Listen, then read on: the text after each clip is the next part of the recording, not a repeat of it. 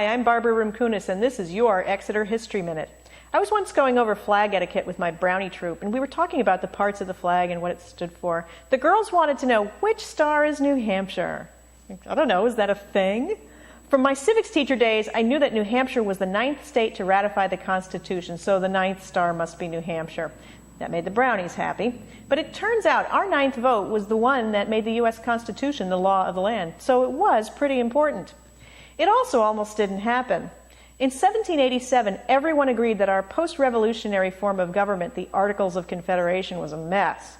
Individual states thought of themselves as mini-nations. The federal government had very little power. There was no chief executive. They couldn't compel the states to pay taxes, so there wasn't any money to pay bills, like that big debt racked up by the war. It was a mess. So in May, delegates met in Philadelphia to fix the Articles of Confederation. The first fix they made was to chuck the whole thing and start over. The next few months would have been great reality TV. There was bickering, name-calling, arguing, and if we let our imaginations go just a bit, maybe some table tossing. In September, they'd hammered out a brand new system of government that everyone agreed was not what they wanted, but better than anything else they could come up with. This was sent to the states for ratification. Delaware, New Jersey, and Georgia quickly approved it, followed by Pennsylvania and Connecticut.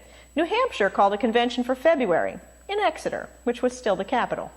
Federalists who supported the Constitution realized they needed New Hampshire badly. I mean, really, they needed all the states. But to keep the momentum going, they couldn't afford to have any state reject the Constitution. The problem was, they weren't sure whether New Hampshire had enough votes to accept it. Each town sent delegates to the Exeter Convention. Some of them were pledged to vote against the Constitution. There were some very legitimate reasons for rejecting the new government.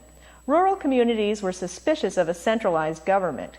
Some felt the new government should have a religious requirement, like in New Hampshire, where you had to be a Protestant to run for office. Some people objected to the Constitution's acceptance of slavery. And of course, there was no Bill of Rights yet. If it was going to pass, the Federalists needed more time to convince the fence-sitters. So they approved 2 rules that worked in their favor. There would be only one vote on the Constitution, either yay or nay, no practice votes that might give the negatives time to build strength. And they would allow for an adjournment at any time without a final vote. After the convention got going, and after discussions were well underway, an adjournment was called until June, and the delegates were sent home to talk it up with the constituents for 4 months. By June, the political climate had changed. 3 more states had ratified, and none had rejected the Constitution. Virginians were holding their own convention, and New Hampshire delegates, this time meeting in Concord, realized that they had the chance to cast the 9th and deciding ratification vote. The 4-month stall had done its job.